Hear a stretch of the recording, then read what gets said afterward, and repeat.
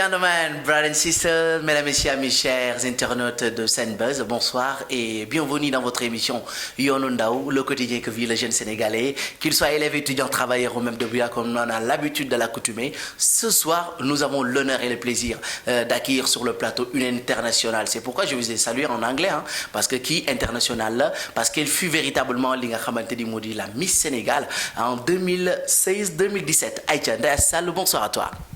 Bonsoir Racha, bonsoir chers internautes de Senbuzz. Voilà, maa ngi nuyu ñëpp ku ci nekk turam ak santam. Donc di wax ne que je suis très heureuse d'être là pour vous parler, donc pour discuter avec vous. Alors ñu gis ni Ndaya Sall boo nu bëggoon mënoon wax kan mooy Ndaya Sall kan mooy Ndaya Sall véritablement. Bah, brièvement, je me présente Ndeye Astou Sall, une jeune étudiante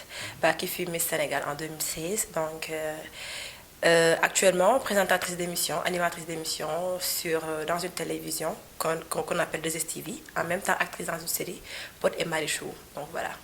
dégg naa nag ci weewu bay ñu ne Ndaya Astou ba mu nekkee xale dafa bëggoon trop mbirum showbiz dafa lakkale woon bëggul woon sax am na benn moment boo xamante ne da nga bëggoon bàyyi say études ndax showbiz. Bah bàyyi jàng bi nag moom jamais mosul nekk parce que man j'ai toujours teg sama étude comme priorité loolu man ñi ma xam ñëpp mën nañu ko seede donc samay étude moom mos a nekk priorité pour moi. Néanmoins j'ai toujours été une férue de la mode depuis toute petite ma mos a bëgg affaire de mode affaire de fashion d'habitude souvent yenn problème yooyu laa doon am sama école bu ma mës a nekk parce que souvent ak les directeurs ak sama ay prof dama naan gote ak ñoom ci solo parce que dama daan solo yu bari sax dañu daan ñëw di seetaan ou bien dara donc voilà parce que souvent dama doon bëgg affaire de fashion ak yu demee noonu daal mën naa wax ni ko loolu mais pas bàyyi jàng. Tarkalla Sall ngaari lam tooro fan mooy sa cosaan. Bah moi je suis Halpulaar sur de Fouta particulièrement Guédé village donc voilà je suis Halpulaar. Sa enfance foofu naka la demee woon ak say xarit say am di jàmm yaa ngi leen di dégg ba tey parce que maintenant tu es devenu une star waaw bah en fait pour dire vrai juddoo ma foofu en fait. fii laa juddoo Dakar particulièrement peut-être foofu noonu aussi awma trop link foofu daal à part peut-être sama papa et tout bah je suis plus li ñu naan rek tukulóoru Dakaru daal je suis plus Dakar donc voilà néanmoins bëgg naa aussi dem foofu noonu gën leen nemmeeku xam foofu bu baax a baax maa ngi fay am ay quelques links mais pas tellement j'aurais bien aimé di fa dem de temps en temps ak di xool mbokk et tout parce que donc la famille avant tout daal voilà. Alors Ndaya Astou ñu njëkk ko xàmmee ci li nga xamante ni moo di Miss Sénégal en 2016 foofu nga la ñu gisee vidéo Ndaya Astou Sénégal xam ko àddina xam ko ñëpp ràññee ko loolu nan la demee nan nga def ba nu sélectionné la ba nga nekk Miss Sénégal en 2016. Bah oui effectivement en fait avant ma nekk Miss j'ai été mannequin. Donc dama doon défilé donc défilé naa ju mel ni ay Fashion Week avec Adama Paris si mode semaine internationale de la mode avec Tata Oumou et plein d'autres podiums yoo xam ne peut-être j'ai eu l'occasion de défiler ci ak yu demee noonu. Ensuite ma dem fi nga xamante ni moom mooy concours régional mooy c'est-à-dire Miss Dakar ñu def concours ñun ñu fi nekkoon candidat ci nekkoon fii Dakar ñoo defoon concours mu nekk Miss Dakar ñu yàlla def ma am ci ndam donc pour représenter toute la région de Dakar donc ci laa demee aussi à l'élection nationale c'est-à-dire Miss Sénégal représenter toute la région de Dakar ma jànkonte ci ak yeneen candidat yoo xamante ni ñi ngi nekkoon dans les autres régions du Sénégal donc voilà nous étions au nombre de 15 si je ne me trompe pas yàlla aussi defaat yàlla may ñu ndam daal ci at boobu. Tarkalla ay ca ñu commencé la ràññee Sénégal àddina wërngal këpp di waxtaanee xale bi naan ku xees kii boobu succès nan nga ko doon dundee en ce moment. Oh ben je dirais alhamdoulilah en fait parce que man moom ku ma xam ne que genre j'ai toujours peut-être dama mës a bëgg lu modeste daal. Donc voilà raison pour laquelle pour ne pas trop manquer de modestie sax dama bëgg. yenn saa nit ñi ma wax ni ay star wala dara donc parce que dama jàpp je me considère juste comme nit ku normal comme ñëpp dama jàpp ni que peut-être lu may def daal ay mbubb yu may sol la rek muy sama liggéey bu weesoo loolu noonu après damay nekk Ndeye Astou bi nga xam ne moom laa nekk tout le temps ba néanmoins aussi peut-être c'est am na une petite différence parce que de l'anonymat nga devenir une célébrité entre guillemets dina am benn différence bu muy am parce que peut-être Ndeye Astou boo xam ne ay 3 ans 4 ans 5 ans ci ginnaaw ak Ndeye Astou bu tey bi peut-être y a une différence ci différence bi nag du lenn du la peut-être ñi ko xamul woon tey ñu xam ko mooy bu defee dara tey ñi ko yëgul woon dul woon yëg démb ay jëfam peut-être tey mën nañu ko yëg tey bu génnee def benn faux pas ñaan ma ko yàlla wala def dara nit ñi dinañ ci commentaire parce que dinañ ne ko diw mooy diw parce que peut-être ñoo opté nekk au devant de la scène. donc peut-être loolu mooy différence bi ak le fait que ngay génn ñu ne diw mi ngi nii wala nga croiser ñenn ñi ñu bëgg a photo wala dara donc peut-être c'est ça la différence. voilà. C'est rare de voir des mannequins ou bien même des miss yoo xamante ni bu nekkee miss ba pare du leen gis ci yeneen facette. Quelle est ta chance sur ça parce que ñu bari ci ñoom dina am étude dina am niveau bi mais ñemewuñu dugg ci leneen. Je vais dire que tout est une question de chance et de destin. Parce que comme j'ai l'habitude de le dire, en fait, nul ne peut échapper à son destin. Le fait que nga jógee parce que bari na sama morom yoo xam ne nekkoon nañ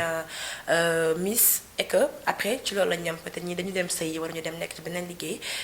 d'habitude doo leen gis.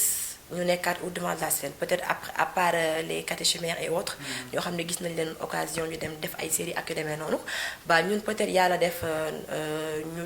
def ay séries télévisées nekk aussi di présenter ay émissions ak yu demee noonu peut-être chance la ak loo xamante ni sax destin la du loo xam ne dañ ko forcer pour mu nekk parce que muy ci série bi muy ci émission bi may présenter et tout est venu naturellement yëpp ci circonstances naturelles la ñuy après je me suis dit pourquoi ne pas tenter ma chance après je l'ai fait peut-être et je pense que ni xëy na nit ñi ñu ngi adorer ce que nous faisons. ñu jekki saa yi gis la ci benn téléfilm boo xamante ni mi ngi intitulé au nom de Pod et Marichou nga tudd ci Monica di ci jouer rôle boo xamante ni nit ñi ñu ngi naan dafa ñàkkas ci réew mi parce que du loo xamante ni dañ koy dund du suñu aada du suñu cosaan dañu jekki saa yi rek ça venu comme ça loolu naka nga ko gisee ak sa dugg si ci biir li nga xamante ni moo di Pod et Marichou. Pour la première question, si vous me permettez, je préfère esquiver parce qu'en fait, quand on travaille, nous avons un contrat, nous avons une charte, ce qui fait qu'on n'a pas toujours le droit de dévoiler yenn. C'est juste des rôles. Rôle, personnage boobu la boo xam da nga koy jël pour man sol ko après parce que Monica c'est Monica personnage la buy dund li muy dund ci série bi Ndeye Astou la dans la vraie vie donc c'est des en fait yu mbubu yu ñu jël di ko sol la tourné ko après bu ñu paree bu ñu ñibbee suñu kër dañuy nekkaat ci lu ñu nekk donc voilà sama intégration aussi ci dans la série Pod et Marichou saison 3 en fait comme wax naa ko je pense ci sama ITV yu bari Pod pas Omar Diop que je salue de passage moom moo tax ma dugg ci voilà parce que sama xarit la donc on s'est connus depuis fort longtemps moom laa xamanteel ñu am production bi depuis première saison bi yàgg na mais moment boobu mi ngi fekkoon ma nekk di préparer sama baccalauréat donc loolu moom moo taxoon par défaut de temps j'ai pas pu di cumuler les deux c'est-à-dire dem ay tournage ak di def sama ay cours ak yu demee noonu donc loolu moom moo taxoon mujj ma woon a participer ci saison 1 bi saison 2 bi encore une fois tamit mu relancer waat ma pour que ma participer ci saison 2 bi mais malheureusement encore lu warul am rek donc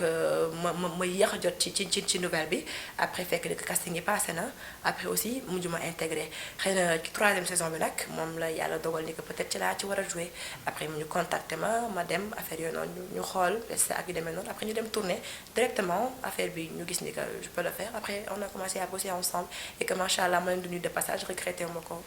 alors à ce que je vois ñoom topp nañ la 3 ans durant 3 ans ñu lay topp est-ce que du taar bi petit bi nekk ci yow moo taxoon ñu lay topp wala dafa am lu ñu séntu woon ci yow pour nga mën leen ko apporter ci biir film boobu nga xamante ni moo di Pod et Marichou. Pour dire vrai je sais pas exactement parce que machallah ku ne xam na ni que Pod et Marichou ak pratiquement ci série yëpp série télévisée yu am Sénégal yëpp je peux dire que machallah moom xale yi yëpp a jongoma machallah xale yëpp machallah et que niveau intellectuel bi aussi am na parce que souvent ki suñu série léegi loolu da ciy jouer lu bari mooy le niveau intellectuel sa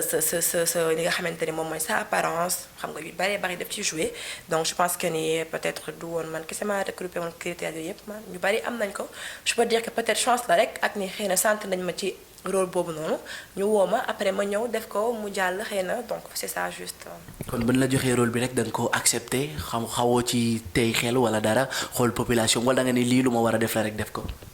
xam nga nag en fait su fekkee da nga opté def benn affaire. Pour man da nga war a tu dois t'attendre à beaucoup de choses muy critique yu négative wala yu positive peu importe man en fait loolu laa ko gisee je me dis que en fait liggéey la on me paye pour ça lu mu laaj dinaa ko def donc c'est juste ça du ne lii parce que lépp lu ñu joué ci àdduna rek lu ñu joué fii dafa exister c'est pas des choses yoo xam te ne en fait ay fiction la wala dañ ko jël créer ko juste comme ça pour neexal c'est des choses yoo xam ne ça existe réellement muy rôle bu ñu mës a joué ci série yépp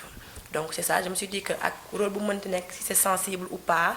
rôle la boo xamante ni nit da koy dund donc dama koy interpréter du sama vie donc vie wu Monica la dama koy interpréter donc juste noonu laa gisee les choses après je me suis lancée voilà. alors qu'est-ce que Pod et Marichou a fait de toi changement bi mu def ci yow nga am ci yeneen connaissance am ci foo buntu boo fëgg rek mu ubbeeku lan la def ci yow Pod et Marichou loo xamante ni Miss bi dafa ko ci yow. Bah machallah wax nga ko je pense en fait lu mu def ci man peut-être mooy dina la yokk benn connaissance parce que di nga xamante ak nit ñoo xamante ni bon daa par exemple daa nga doon gis nii rek à travers la télé ou bien croisante ak ñoom wala mosoo toog gisante ak ñoom nga toog dina la yokkal yenn connaissance yi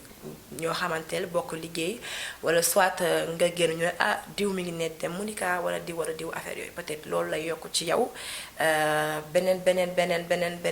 notoriété si je peux l'appeler comme ça wala peut-être nit ñi découvrir en fait qui tu es je pense que ni loolu la mën a apporter et tout nit ñi xam la daal machallah des connaissances et voilà entre autres. ci biir loolu noonu ngay cumuler trois choses yoo xamante ni les études di def li nga xamante ni aussi moo di téléfilm série également nga doon animatrice loolu est-ce que aussi bokkoon na ci li nga xamante ni sa bopp la nekkoon parce que actuellement tu es en train de faire le buzz dans tous les réseaux sociaux et même partout dans le monde nit ñi dañuy waxtaanee say wax lu mu la dikkee yooyu noonu parce que c'est une première aussi. ok bah tout d'abord sant yàlla en fait sant yàlla parce que. yàlla moo def loolu moom moo ko tracé suñu àdduna moo ni que peut-être benn moment parce que y a 3 ans 4 ans ci ginnaaw 5 ans xalaatuma woon ni que loolu dina nekk voilà lu ma xalaatoon mooy que ni leeroon na ma que dinaa jàng et que maa ngi opté am samay diplôme mais xalaatuma woon ni que peut-être je deviendrai Miss Sénégal ou bien animatrice ou bien actrice dans une série donc mais après yàlla moo def ni que loolu muy ñëw donc je peux dire que ni alhamdulilah daal sant yàlla la nit ñi xam la affaire yooyu noonu ba parce que nit ñi tamit loo mën a nekk ñoom ñoo la ko teg parce que bu nekkoon ne que ñoom defoo lu leen neex ñu jël la safoo la donc di la béggee comme ni ñu koy waxee donc je pense que peut-être doo mën nga bañ a àgg fi nga àgg daal voilà kon noo mën a nekk rek pour man nit ñi ñoo la ko teg daal donc ñu leen ci remercier ñi nga xam ne ñoom ñoo ñuy béggee voilà. nga gis ni bi nga duggee ci milieu bi ba léegi nit ci ñi ngi xëy na am na ñoo xamante ni ñi ngi lay waxal lu ñaaw à travers les réseaux sociaux parce que des fois nga yeewu gis ñu ne Ndeya Su publier nañ ko sur Facebook def na lii def na laa yooyu noonu lan ngay wax ñi nga xamante ni ñoo koy def katu yu ñaaw yooyu nga xamante ni ñi ngi ci réew mi ñoom duñu toog lu dul di yàq deru jàmbur looy wax ñooñu. Bah man damay wax ni que loolu moom li ñu wax rek lu ñu fi fekk la te mënuñu ci dara parce que wax moom baatu ginnaaw lu ñu wax rek sagam yonent bi sallallahu alayhi wa sallam gën gi mi ndeex moo ko amoon kon ñun simple jaam yi je pense que bu ñu ko amee dañuy wax sax plutôt alhamdulilah parce que ba suñu mag ñu baax ñi ku ci mel ni sëñ Fallou da ko doon wax ne nit booy dund ci àdduna te amoo baatu ginnaaw war nga xoolal sa bopp donc pour man peut-être loolu on peut prendre ça comme benn atout néanmoins nag di soññ ñi nga xamante ni dañuy jóg lu dul peut-être suba ba ngoon di xool lu ñu mën a teg ci lu ñu mën a tilimale deru jàmbur wala lu ñu mën a waxee nit ci moom lu koy yàqal wala lu koy fakastal di wax ni que rek peut-être bu dee am na ñu koy def ñu bàyyi ko parce que amul fu mu jëmalee non seulement du ñoom non seulement du ci ñi mu jëm parce que wax ju ñaaw lu ñu wax dëkkul fa mu jëm fi mu jógee mooy kosaanam donc je pense que amul lu mu lay apporter nga toog tey ma ñëw toog ni xaaral ma jóg yàq deru Kheucha wala waxal ko dara wala bindal ko loo xam ne man leer na ma ne que loolu nekkul juste dans le but de ternir son image pour man amul lenn lu mu ko apporter et que en fait dañu nekk ci dëkk boo xamante ni on est au Sénégal donc dañu nekk monde dëkk boo xam ne dañu am ay valeurs am ay vertus am yu baax yoo xam ne suñu ay maam dañu ñu ko fi jàngal suñu nit ñi fi nekkoon dañu ko jàngal je pense que war nañu roy ci ñoom ba yenn yàqante beeg waxante lu ñaaw leeg xam nga tasaare ay yenn vie secret jàmbur yi pour mën daal mën na ñàkk ci réew bu mel ni Sénégal voilà. à ce qui paraît tu as trop d'ennemis vis-à-vis des femmes jigéen ñi xaw nu la bëgg noonu dafa fe naa des fois sax nga yeewu nii gis ku la envoyé message ni la yaa jël sama jëkkër wala dara et non nit ñi yéen koy wax à tout moment damay dégg genre rumeur yooyu est-ce que yaa ngi koy dund réellement. Bah franchement nag pour dire vrai mosuma xëy nag nit wax ma ni ma sama jëkkër wala nangam ak sangam vraiment n'empêche nag wax naa ko léegi nit moom booy dund ci àdduna peut-être suñu borom di la suturaal ngay xaw a am benn pas bu ndaw vers l'avant du ñàkk ngay am ay noon parce que nit loo gën dem ci sa àdduna loolu lu suñu borom di la gën a xéewale di la gën a jàppale rek nga gën di am ay noonu parce que en fait Sénégal ñu nekk moom moo baaxoo noonu souvent li ñuy wax rek tant que kiiwuñu la yërëmuñu la rek duñ la bëgg bala ñuy gën a kii yërëm nit moo nit boo xam ne tey sonn nga wala tey foo génne nit ñi xeeb la wala tey lu ñu def lu baax ba boole la ci kooku lañu mën a xaritoo wala kooku lañu mën a waxal lu baax mais fu ñu gisee ne que peut-être boo génnee xëy na en quelque sorte am na lenn lu ndaw loo xamante ne peut-être yaa ngi koy am avancement ci sa àdduna rek après dañuy fexe def la noonu ak demee noonu donc voilà souvent problème mel noonu du ñàkk daal. bi nga duggee ci milieu bi ba léegi am na loo xamante ni daf la metti peut-être loo xamante ni la bëgg nga ko wax ñi nga xamante ni ñoo lay seetaan loo xamante ni bi nga duggee ci milieu bi ba léegi durant bi nga nekkee 2016 jusqu'à maintenant on est en 2019 daf la metti mi ngi ci sa biir xol lu la def la nga bëgg koo waxtaanee ak réew mi loolu lan lay doon. Bon en fait su ma doon wax ci loolu peut-être lu ma metti wala loo xam ne peut-être xawoon na ma dérange un tout petit peu mais plus jamono ji ñu tollu daal xëy na peut-être mooy durant sama sacre rek de Miss Sénégal parce que ku ci ne xam na ni que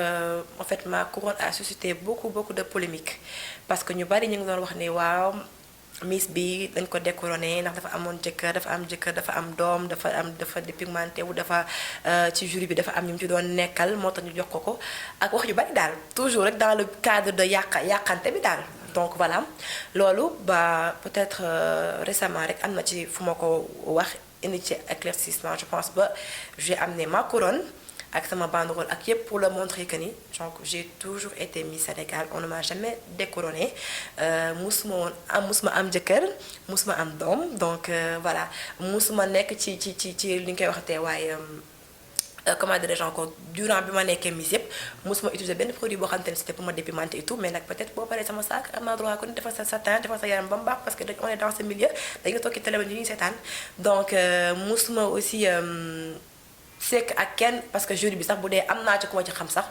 parce que pratiquement ñëpp duñu c'était pas des Sénégalais ñu ci ëpp donc xaw ma ci woon kenn ñu ci bàyyi c'est la première fois ma leen di gis donc je pense que aw ma ci occasion sax côtoyer leen ba ci sekk ak genre ou bien pour quoi que ce soit mais bon lu ñuy wax rek toujours moom yàkkante fi lañu ko fekk fi lañu koy bàyyi. aja mbokku internet yi ni seetaan di leen fàttali ñu ngi ki nga xamante ni moo di Ndeye Astou Sall une star au Sénégal une star dans le monde on peut même le dire c'est une fierté sénégalaise alors dañuy wéyal waxtaan bi dugg ci ak yéen ci yeneen kàddu yoo xamante ni gis nañ ni aussi ci milieu bi nga nekk nii y a pas mal de jeunes yoo xamante ni bëgg nañ ko intégrer surtout ci yow yaa ngi ci 3 domaines animatrice nga da ngay jouer téléfilm en même temps aussi yaa ngi nekk Miss Sénégal ba tey yaa ngi wéyal ci di def mannequinat donc lan ngay wax jeunesse boobu yépp nga xamante ni ñu ngi lay topp parce que yow ci 3 facettes war nga mën a waxtaan ak population bi. waaw c'est vrai en fait parce que bon, je peux dire qu'on est des porteurs de voix donc je pense qu'on est apte à mën a waxante ñi nga xamante moom mooy jeune yu nekk suñu ginnaaw nekk suñu ay rakk wala ñi nga xamante ni peut-être ñi ngi nekk ci tànku dugg ci ñun li ñu nekk bah je suis jeune comme eux et que voilà je peux comprendre à quelque sorte li nga xamante ni moom la ñuy dund ou bien li nga xam ne bëgg nañ ko dund je vais juste su ma amoon message ma leen di lancer da nekk tout d'abord ci sama étude yi nga xamante ni jusqu'à présent maa ngi koy def parce que ku ci ne xam na ni que yombul nga jël jàng boole ko ak leneen rawatina mu nekk ci showbiz nekk mbirum télé ak demee noonu c'est pas facile mais en fait li ñu wax rek rien n'est impossible donc quand on veut on peut